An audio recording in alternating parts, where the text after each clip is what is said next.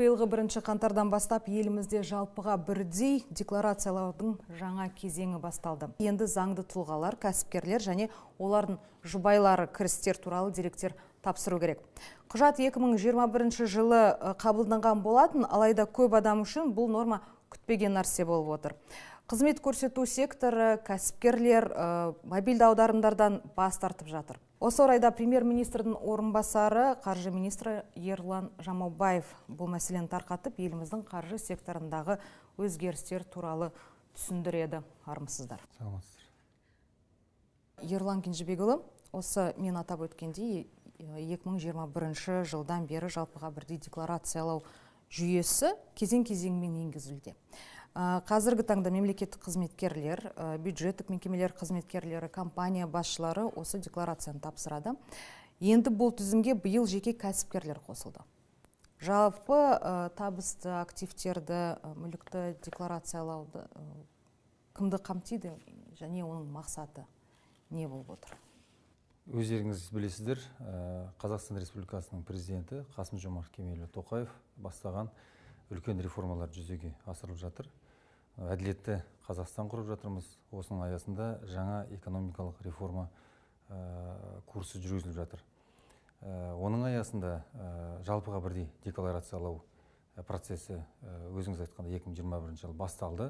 Оның негізгі мақсаты көлеңкелі экономика мен сыбайлас жемқорлықты біртіндеп жою.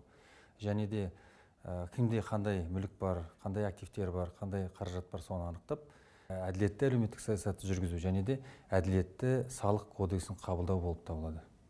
Енді келесі сұрақ қазақстандықтарды алаңдатып отырған мобильді аударымдар туралы осы мәселе бойынша.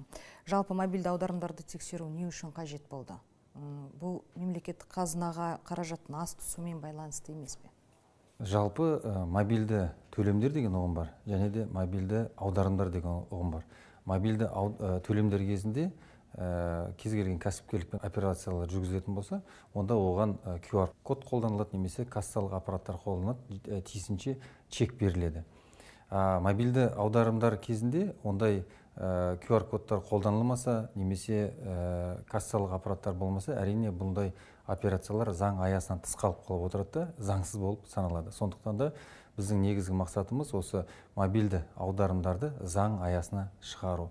Яғни кез келген мобильді аударымдар бойынша, егер де ол кәсіпкерлік операцияларға жататын болса, міндетті түрде біз оларды заң аясына, яғни салық төлеу аясына шығару керекпіз.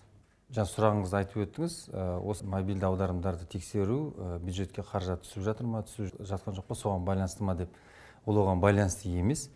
Себебі мобильді аударымдарды тексеру бізде қазірдің өзінде жүріп жатыр. Алдыңғы шепте бұл мемлекеттік қызметкерлер және квазимемлекеттік қызметкерлердің аударымдары бойынша біз бақылау жүргізіп отырмыз. Бірақ бірде-бір мемлекеттік қызметкерге немесе осы жалпылай декларацияға өткен тұлғаларға ешқайсысына салықтық тексеру жүргізілген жоқ. Себебі олар заң аясында аударымдарды жүргізіп жатыр.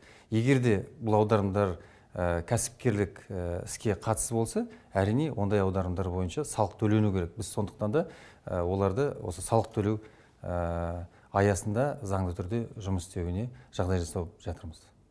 Енді осы бастамадан соң кәсіпкерлер табысын жасыру үшін жаппай көлеңкелі бизнеске кетіп қалмай ма? Кейбір сарапшылар осы жаңа бастама экономиканың ашықтығына әсер етпейді деп отыр. Бұл жерде айтып өтетін негізгі мәселе, бізде жалпы кәсіпкерлердің басым бөлігі заң аясында адал жұмыс істеп жатыр. Сондықтан да біз оларды көлеңкелі бизнеске кетеді деп ойламаймыз. Керісінше біздің мақсатымыз көлеңкелі экономикадан адал бизнес жұмыс істеуге шақыру, соларға жағдай жасау. Атап айтатын болсақ, бізде шағын және орта бизнеспен айналысуға толық мүмкіндік бар. Бұл салық режимінің бірнеше түрі бар. Оған салықтық жүктеме 1% пен 4%-ның аралығында, яғни өзіңіз көріп отырсыз, өте төмен деңгейде. Сондықтан да біз керісінше мынау көлеңкеде қалып отырған немесе кәсіпкерлік ісінде мобильді аударымдарды қолданып отырған азаматтарды осы заң аясында жұмыс істеуге шақырып отырмыз. Кез келген режимді қабылдап, сонымен жұмыс істеуге. Бұл үшін біз цифрландыру инструменттеріне, құралдарын қолданып отырмыз. Е-салық бизнес деген мобильдік қосымша бар. Сол жүктемені алып, смартфон арқылы өзінің тиісті салық режимін қабылдап, заң аясында жұмыс істеуге толық мүмкіндік бар. Ал енді статистика бойынша қазір кәсіпкерлердің қанша пайызы көлеңкеде жүр, және соларды енді ашық бизнеске шығару үшін қанша уақыт керек? Жалпы көлеңкелі экономика кез келген мемлекетте орын алып отырған құбылыс. Дамыған мемлекеттердің өзінде де көлеңкелі экономиканың орын алып отыр. Жалпы статистика бойынша Қазақстандағы көлеңкелі экономиканың деңгейі қазіргі кезде 18,8% құрап отыр. Соңғы 3-4 жылдың көлемінде біз бұл көрсеткішті 27%-тен осы 18,8%-ке дейін төмендеттік. Біздің мақсатымыз 2025 жылдың соңына дейін бұл көрсеткішті 14-15% деңгейіне дейін төмендету. Яғни жалпы дамыған мемлекеттердің деңгейіне дейін осы жұмысты жүргізетін боламыз. Ал енді салығын заңды түрде төлеп отырған адал кәсіпкерлерге ынталандыру көзделген бе? Мысалы, бір салық бойынша жеңілдіктер ма? Ондай жеңілдіктер бізде өте көп. Тек қана салықтық кодекстің өзінде бізде салықтық жеңілдіктер мен преференциялардың 300-ден астам түрі бар. Яғни ол адал қызмет етіп отырған бизнесмендер болсын, кәсіпкерлер болсын, оларды өздерінің бизнесін дұрыс аяғынан тік тұрып кету үшін көптеген қаржылық және қаржылық емес көмектер де бар. Қаржылық көмектің өзі біз бюджеттен жылына жүздеген миллиард теңгемен бөліп отырмыз. Яғни біздің негізгі мақсатымыз осы кіші бизнестен орта бизнеске көтеру, орта бизнесте жұмыс істеп жүрген кәсіпкерлерді ірі бизнеске көтеру. Және де бизнеспен айналыспай жүрген азаматтар болса, керісінше оларға барынша мүмкіндік жасап, осы адал бизнеспен, кәсіпкерлікпен шұғылдануға шақыру.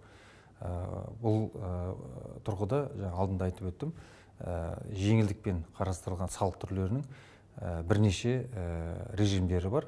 Оның жүктемесі 1%-тен 4%-ке дейін. Яғни өзіңіз көріп отырсыз, кез келген азаматқа бизнеспен айналысуға, әсіресе адал бизнеспен айналысуға толық мүмкіндіктер қарастырылған. Осы жылдың басынан кейбір кәсіпкерлер тек қана қолма-қол ақша талап ете бастады. Әрине бұл азаматтар үшін қолайсыз. Ал қолма-қол ақша бермесең, бағасын 10%-ға көтерген фактілер де болып жатыр. Енді осы тұрғыда бұл қаншалықты заңды және кәсіпкерлер осы тек қолма-қол ғана ақшамен талап ету құқылы ма? Қазақстан Республикасында төлемдер мен төлем жүйесі туралы арнайы заң бар. Ол жерде төлемдердің түрлері көрсетілген: қолма-қол ақшамен және қолма-қолсыз ақшамен. Қолма-қолсыз ақша кезінде банктік карталар мен немесе QR кодтар қолданылады. Сондықтан да егерде кәсіпкерлер тек қана қолма-қол ақша талап ететін болса, бұл жерде тұтынушылардың құқығы бұзылады.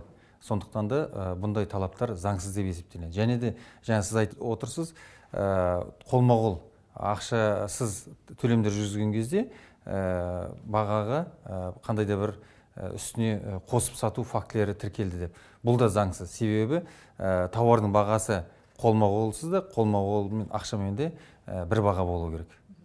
Осындай жағдайда қайда шағымданса болады? Бұндай жағдайлар орын алатын болса, бізде арнайы кол орталығы бар, 1414 нөмірімен хабарласуға болады, немесе жергілікті кірістер комитетінің органдарына шағымданса, біз ондай фактілер тексеріп, тиісті шаралар қабылдайтын боламыз. Ал кәсіпкер емес жеке тұлғаларды қалай болады? Ертең олардың мобильді аударымдарын жаппай тексеріп жүрмейме? Жалпы туыстарға, достарға мобильді аударымдарды жасауға бола ма? Әрине болады. Бізде кәсіпкерлікпен айналыспайтын жеке тұлғалардың мобильдік аударымдарына ешқандай тексеру немесе шектеу жоқ. Өзіңіз айтып отырсыз, туыстардың арасына, таныстардың арасына, достардың арасына, немесе бір қандай да бір жағдайда қаражат жинау керек болатын болса, ондай аударымдарға ешқандай шектеу жоқ. Ал ауыр сырқаттанған адамдар туыстарына емделуге халықтан ақша жинап жатады. Сол адамдар жиналған ақшадан салық төлеуге міндетті ме? Ондай жағдайлар орын алып жатады. Науқас сырқаттанған адамдарға қаражат жиналып жатады, немесе бір жарысқа баратын кезде қаражат жиналып жатады, жолға қаражат жиналып жатады. ондай қаражаттар кәсіпкерлікке жатпайды, сондықтан да біз ондай аударымдарды тексермейміз және одан салық өтелініп алынбайды. Егер де әрине ол критерий бойынша салық органдарының назарына ілінетін болса, әрине біз тиісті ақпаратты сұратамыз. Ол салық органдары көз жеткізгеннен кейін әрине ешқандай бұл фактілер бойынша сұрақтар туындамайды. Дәл осындай жағдай кейбір медиа ресурстар мен блогерлерге қатысты болып жатыр. Яғни олардың арасында донат ретінде халықтан ақша жинап жұмыс істеп отырғандары бар. Олар не істеу керек? Бұл тәуелсіз журналистикаға тұсау салмай ма деген бір күдікті бар. Тәуелсіз журналистика ешқандай тұсау болмайды. Қазірдің өзінде бізде 400-ден аса блогер тіркелген. 2023 жылы 200 миллионнан аса теңге олар салық төледі. Егер де олардың қызметі кәсіпкерлікпен байланысты болса, әрине олар салық төлеуі тиіс. Оған арнайы салық режимдері бар, 1%-тен 4%-ке дейінгі жүктеме. Егер де олардың жұмысы осы тікелей кәсіпкерлікке байланысты болмаса, онда оларға ешқандай сұрақтар туындамайды және де салық төленбейді. Ал такси жүргізушілері не істейді? Мысалы, Яндекс такси сияқты басқа да онлайн платформалар жүргізушілер үшін бір компания ақша төлейтін шығар. Және осы сұрақтың курьерлерге де қатысы бар ма? Жалпы осы жүргізушілер, таксистер дейміз, сосын курьерлер үшін бізде арнайы салық режимі бар. Бұл да цифрландырылған есалық бизнес қосымшасында 1%-тік салық төлейтін режим бар. Сол жерде тіркеліп, және де өзімен кассалық аппарат тасып жүрудің керегі жоқ. Сол жерде қалай салық төлеу керектігі бәрі көрсетілген. Яғни қолайлы жағдай жасалған. Дегенмен де Яндекс таксимен қазір біз дұрыс жұмыстар жүргізіп жатырмыз. Бұл жерде мүмкін таксистердің өздері емес, салықты оператор ретінде Яндекс такси төлейтін жағдай жасау. Яғни платформалық жұмыспен қамту жобасы аясында жаңа салық кодексіне осы өзгерістерді біз енгізетін боламыз. Ал енді осы жағдай ауылды жерлерде бір қиындықтар туғызбай ма? Қиындық туғызбайды, себебі шалғай интернеті жоқ жерлердің өзінде де бізде арнайы дербес кассалық аппараттар бар. Яғни кез келген кәсіпкер шағын дүкені болса, немесе басқа да бір сауда-саттық жүргізетін болса, сондай кассалық аппараттарды қолдануға болады. Оған міндетті түрде интернеттің болуы шарт емес. Ерлан Кенжебекұлы көпшілікті толғандырып отырған басқа да өзекті тақырыптарға тоқталып кетсек, осы 1 қаңтардан бастап кәсіпкерлерді тексеруге мораторий тоқтатылды. Енді ары қарай не болмақ? Бизнесті жаппай тексеру белең алып кетпей ме деген сұрақ. Жалпылай кәсіпкерлерді тексеру болмайды, себебі мемлекеттік кірістер комитетінде тәуекелдерді басқару жүйесі бар. Бұл жерде заңды көбірек бұзатын, яғни салықты төлемейтін немесе төлемеуге тәуекелі бар осы кәсіпкерлерді ғана тексеретін боламыз. Жалпы барлық кәсіпкерлерді тексермейміз. Біздің негізгі мақсатымыз сервистік модель дейді, яғни кәсіпкерлерге көмек көрсету. Көп жағдайда бұл профилактика, оларға кеңес беру, оларға осы салық заңнамасын бұзбауға қандай да бір ұсыныстар беру. Енді соңғы сұрағым, 2023 жыл бүкіл ел үшін, соның ішінде қаржы министрлігі үшін де өте қарқынды жыл болды. Министрлік жұмысындағы негізгі бір нәтижелерді жетістіктермен бөліссеңіз. 2023 жыл өздеріңіз білесіздер, өте күрделі жыл болды, сын қатерлерге толы болды. Дегенмен де біз бюджеттің табыс көзін 100% орындап шықтық.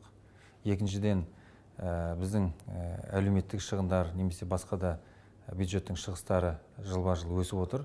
Соған қарамастан 2023 жылы шығыстарды мемлекеттік міндеттемелер толығымен өтедік, яғни жаптық. Үшіншіден, мемлекеттік қарыз туралы өте көп айтылып жүр.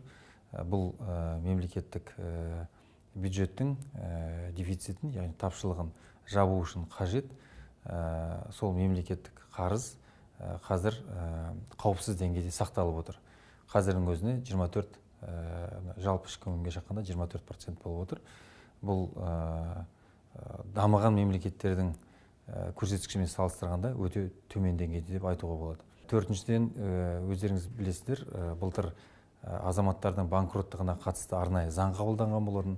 Наурыз айынан бері бізге 80 мыңға жуық өтініш келіп түсті. Оның ішінде 8 мың адам банкрот деп танылды. Яғни оларға салынып отырған кредиттік жүктеме толығыменен алынып тасталды. Бұл шамамен 15 миллиард теңге. Және бесіншіден, арнайы президентіміз Қасым-Жомарт Кемелұлы Тоқаевтың тапсырмасымен ұлттық қор балаларға жобасы іске асырыла бастады. Былтыр арнайы заң қабылданды. Биылғы жылдың осы 1 ақпанына дейін 7 миллион біздің 18-ге толмаған балалардың есеп шотына арнайы қаражаттар аударылатын болады. Ерлан Кенжебекұлы, осы біздің сұрақтарымызға жауап беріп, осы өзекті мәселелерді түсіндіргеніңіз үшін рахмет. Істеріңізге сәттілік. Сау болыңыз. Рахмет. Сау болыңыздар.